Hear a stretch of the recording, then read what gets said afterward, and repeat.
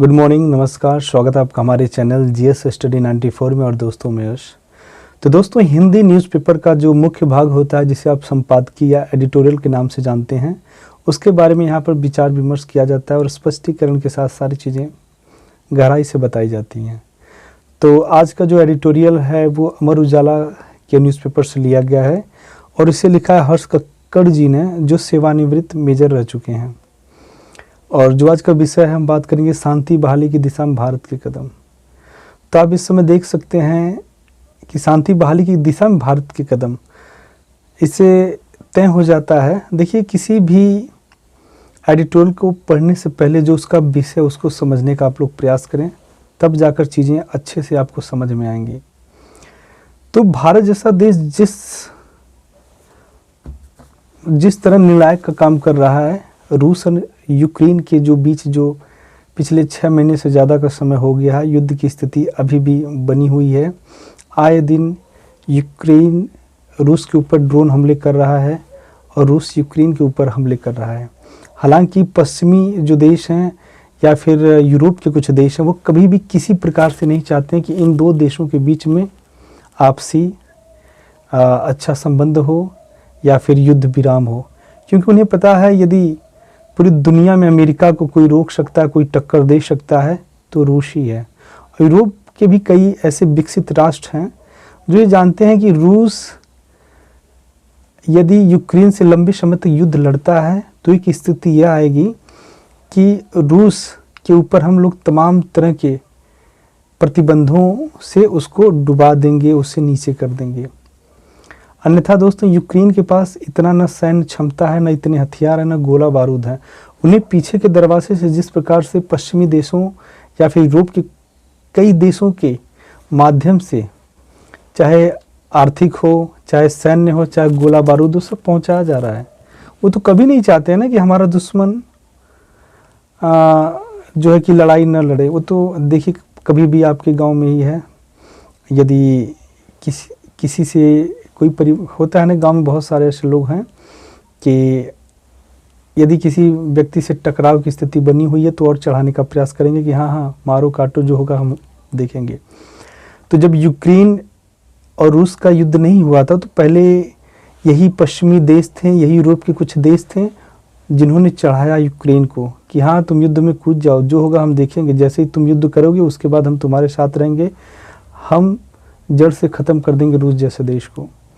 और दोस्तों, जब स्थिति विकराल हो गई, रूस ने यूक्रेन को बुरी तरह से तबाह कर दिया, तब जाके आज भी वो स्थिति है कि चाहे यूरोप का कोई देश हो, चाहे पश्चिमी कोई देश हो, अमेरिका हो, कभी भी खुलकर उन्होंने किसी चीज़ का समर्थन नहीं किया, चाहे रूस का हो चाहे यूक्रेन को। हालांकि यूक्रेन को तो अब कर रहे हैं और सारे साजो सामान भी पहुंचा रहे हैं, पर भारत एक ऐसा देश है जो पूरी दुनिया जान चुकी है और सारी दुनिया मतलब नज़रें गड़ाए देख रही है कि भारत ही एक ऐसा देश है जो रूस और यूक्रेन में जो गतिरोध, जो युद्ध की स्थिति लंबे समय से बनी है, उसे भारत जैसा देश वार्ता से रोक सकता है।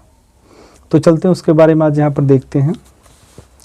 यहाँ लिखा, हाल ही में अमेरिकी CIA प्रमुख बिल बर्न्स ने एक इंटरव्यू में कहा कि यह बहुत उपयोगी रहा कि चीनी राष्ट्रपति शी जिनपिंग एवं भारतीय प्रधानमंत्री नरेंद्र मोदी ने परमाणु हथियारों के उपयोग के बारे में अपनी चिंताएं जताई। अभी कुछ दिन पहले देखे होंगे कि चाइना के जो शी जिनपिंग हैं और भारत के प्रधानमंत्री मोदी जी ने, उन्होंने कहा कि यदि यूक्रेन या रूस के द्वारा परमाणु हथियारों का इस्तेमाल किया जाता है तो ये पूरी दुनिया के लिए, पूरी पृथ्वी के लिए विनाशकारी होगा और इसका जो दबदबा है, जो प्रभाव और लंबी समय तक बना रहेगा। और उसके बाद वो स्थिति आएगी ना, आजकल जानते हैं कि आप पूरी दुनिया के पास लगभग संख्या में कम हो सकता है, पर जो देश पूरी तरह से बीमार हैं, खाने पीने के संसाधन नहीं है ठीक से, उन देशों के पास भी परमाणु हथियार है। तो यदि ऐसे में यदि परमाणु हथियार का युद्ध में इस्तेमाल होता है तो पूरी दुनिया समझ लीजिए आग के ढेर पे बैठी हुई है और पूरी दुनिया इससे ख़त्म हो सकती है और कई सौ साल पूरी दुनिया पीछे जा सकती है इन दो देशों की वजह से। इसलिए हमारे देश के प्रधानमंत्री मोदी जी इस प्रकार की वार्ता पे बल दे रहे हैं और इसे गंभीरता से ले रहे हैं। उन्होंने कहा कि रूस की परमाणु युद्ध की धमकी केवल डराने के लिए थी। पुतिन पहले ही साफ कर चुके हैं कि यूक्रेन में उनका विशेष सैन्य अभियान कुछ और समय तक जारी रहेगा। तो देखिए, मोदी जी ने अपने वक्तव्य से पूरी दुनिया को बताया कि हमारी वार्तालाप हो चुकी है रूस के राष्ट्रपति के साथ। उन्होंने सीधा सीधा कहा है वचनबद्ध तरीके से कि हम अपना विशेष सैन्य अभियान जारी रखेंगे। जो छिटपुट इस समय युद्ध हो रहा है यूक्रेन के साथ, वो हम जारी रखेंगे, पर हम आपको वचन देते हैं कि परमाणु हथियार तब तक नहीं छोड़ेंगे जब तक पश्चिमी देश यदि खुलकर आएंगे, हमसे युद्ध की स्थिति करेंगे, तब हम वचनबद्ध नहीं रहेंगे। गौरतलब है कि रूसी मानवाधिकार परिषद को संबोधित करते हुए पुतिन ने कहा था कि रूस सभी उपलब्ध साधनों के साथ लड़ेगा। उन्होंने परमाणु हथियारों के संभावित उपयोग से इनकार नहीं किया था। देखिए, यदि स्थिति वैसी बनी तो मैं हिचकिचाऊंगा नहीं परमाणु हथियार का इस्तेमाल करने में।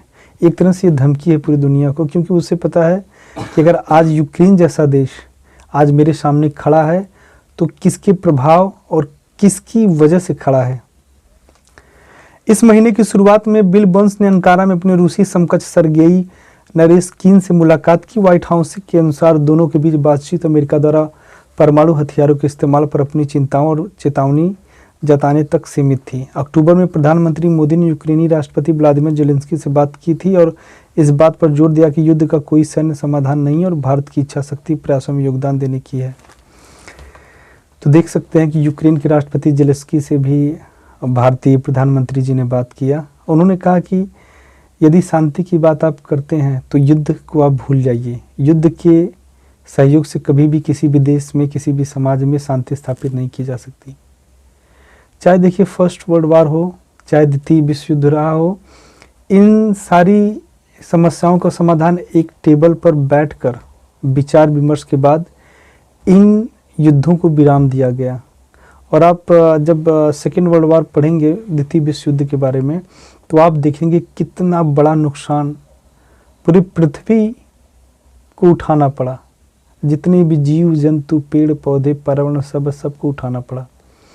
सोचिए, आज चाइना जैसा देश अपने आप को बहुत बड़ा आर्थिक देश कहता है, ठीक है, पर आज उसकी स्थिति वो है कि उसने कभी भी मेडिकल इंफ्रास्ट्रक्चर पे इतना काम नहीं किया। हमेशा किसी दूसरे देश को गिराने के लिए उसने नए नए तरीके के आविष्कार किए, प्रयोग किए। आज वो स्थिति है कि कोरोना की वजह से वहाँ लाखों मौतें हो चुकी हैं और संभावित जो बताया जा रहा है वहाँ के बड़े बड़े स्कॉलर के द्वारा कि अगर यही स्थिति रही तो 10 लाख से ज़्यादा लोगों की आने वाले समय में, आने वाले 1 से 2 महीने के अंदर लोग मारे जाएंगे। बता दें, जो वहाँ के शी जिनपिंग है राष्ट्रपति, उनका सीधे से सरकारी आंकड़े न बताने के लिए उन्होंने कह दिया है कि अब सरकारी आंकड़े जो कोविड-19 के पेशेंट हैं या जो उनसे मर रहे हैं उनके बारे में किसी प्रकार का लेख नहीं छापना। यदि आप लेख छापते हैं तो आपके ऊपर कार्रवाई होगी। क्योंकि वो सोचते हैं कि हमारी जो है वैश्विक स्तर पर जो आलोचना होगी, ठीक है, जो हमारा नुकसान होगा, इस वजह से वो सारी चीज़ों को छुपा कर रखना चाहते हैं। और इससे पहले भी उन्होंने छुपाया था। जब फर्स्ट टाइम जब कोविड-19 आया था तो उसने कभी भी अपने सरकारी आंकड़े जो एक्चुअल थे, जो वास्तविक, उसने कभी भी किसी भी एजेंसी के साथ शेयर नहीं किया। उसके बाद यहाँ पे भारत इस बात पर जोर देता है कि वार्ता फिर से शुरू होनी चाहिए। G20 और SCO के अध्यक्ष के रूप में भारत को संवाद को आगे बढ़ाने में भूमिका निभानी है। किसी भी पश्चिमी देश ने जेलेंस्की पर वार्ता के लिए उस तरह से दबाव नहीं डाला जिस तरह से भारत पुतिन पर दबाव बना रहे हैं।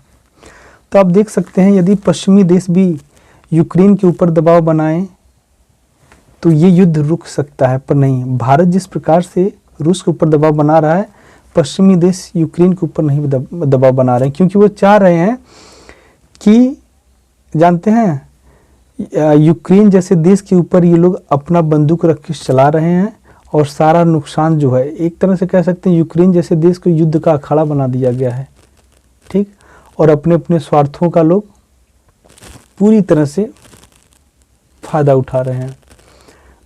और पता है, इनके युद्ध के लिए, यूक्रेन के युद्ध के लिए बड़े पैमाने पर आर्थिक पैकेज दिया जा रहा है। हालांकि ये फ्री ऑफ कॉस्ट नहीं है, पूरी ज़िंदगी गुजर जाएगी यूक्रेन के लोगों का इसे भरने में। जो गोला बारूद खरीदा जा रहा है पश्चिमी देशों से, ये भविष्य में यहाँ की जो पीढ़ियाँ हैं वो पैसा देने में बर्बाद हो जाएंगी। अमेरिका जैसा देश किसी को कोई चीज़ फ्री में नहीं देता है, बाद में ये सारी चीज़ें उनसे वसूलेगा, या फिर कह सकते हैं उपनिवेश के रूप में उनका अधिग्रहण कर लेगा। अभी ये बात यूक्रेन जैसे देश को पता नहीं है। वो अपने तो ख़त्म हो रहा है, अपने नागरिकों को भी ले डूबा है, मात्र केवल पश्चिमी देशों के चढ़ाने की वजह से। इसमें कोई संदेह नहीं कि रूस ने युद्ध शुरू किया, लेकिन उसकी चिंताओं को न तो स्वीकार किया गया और न ही संबोधित किया गया, जिससे उसके पास कोई विकल्प नहीं रह गया था। यूक्रेन नाटो की ओर से छद्म युद्ध लड़ रहा है, जबकि उसके नागरिक युद्ध की कीमत चुका रहे हैं। देखिए लिखा है, ठीक, नाटो की ओर से युद्ध कौन लड़ रहा है? यूक्रेन लड़ रहा है, और उसमें लाभ किसको होगा? पश्चिमी देशों को और यूरोप के कई देशों को होगा। और यूक्रेन तो पूरी तरह से तबाह हो जाएगा, ख़त्म होगा, क्योंकि उसे एकमात्र अखाड़ा बना दिया गया है युद्ध का। और उसे यदि वह आज विराम की स्थिति भी आ जाए ना, तो भी उसे कोई लाभ नहीं होगा, क्योंकि यूक्रेन पूरी तरह से टूट चुका है और वहाँ के लोगों की स्थिति इतनी दयनीय हो चुकी है कि वो कुछ कर भी नहीं सकते। देखिए यहाँ लिखा है, यूक्रेन की भावी पीढ़ियों को अमेरिका से प्राप्त हथियारों और धन की कीमत चुकानी होगी। लेख में लिखा है कि आने वाले समय में जो अमेरिका इतना हथियार और धन मुहैया करा रहा है यूक्रेन को, वहाँ की भावी पीढ़ी इसे वसूलेगा। वैश्विक स्तर पर इस युद्ध को लेकर दो गुट हैं जिनके विचार एकदम विपरीत हैं। पहले समूह में पश्चिमी देश शामिल हैं, जो चाहते हैं कि रूस को प्रतिबंधित करने और अलग थलग करने के साथ साथ छद्म युद्ध जारी रहे, जिससे यूरोप रूसी सैन्य खतरे से सुरक्षित रहे।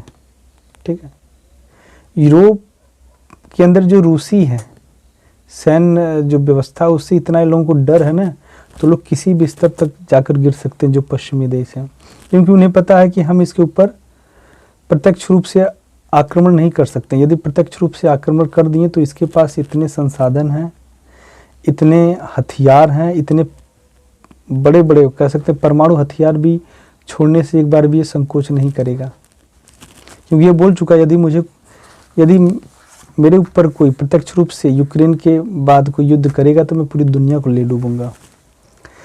दूसरे समूह में युद्ध से परोक्ष रूप से प्रभावित और शांति चाहने वाले राष्ट्र शामिल हैं। इस समूह में आमतौर पर भारत के नेतृत्व वाले एशियाई और अफ्रीकी देश शामिल हैं। युद्ध ने तेल, खाद्यान्न, उर्वरक और खनिजों सहित अन्य रूसी निर्यातों को प्रभावित किया, आर्थिक रूप से कमजोर देश के वित्तीय संकट को बढ़ाया और जनता की पीड़ा में वृद्धि की है। भारत, जो दोनों समूह के करीब है, शांति वार्ता विश्व व्यवस्था बहाल करने में महत्वपूर्ण भूमिका निभाने का प्रयास कर रहा है। तो देख सकते हैं कि भारत जैसा जो देश है वो पूरी तरह से, चाहे पेट्रोलियम हो या फिर अन्य चीज़ें हो, कच्चे उत्पाद हो, वो जैसे पूरी तरह से रूस जैसे देश पर निर्भर है। और ऐसे में पश्चिमी देश जो प्रतिबंध लगाने की बात कर रहे हैं कि रूस से किसी प्रकार का आयात निर्यात नहीं किया जाएगा।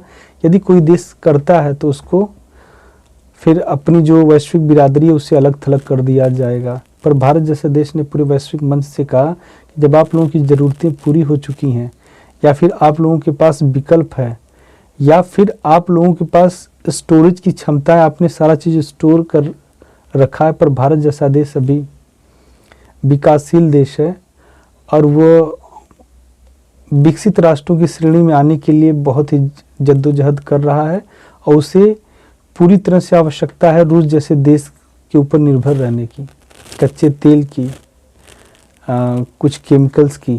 तो मुझे जो है कि इस पर निर्भर रहना पड़ेगा।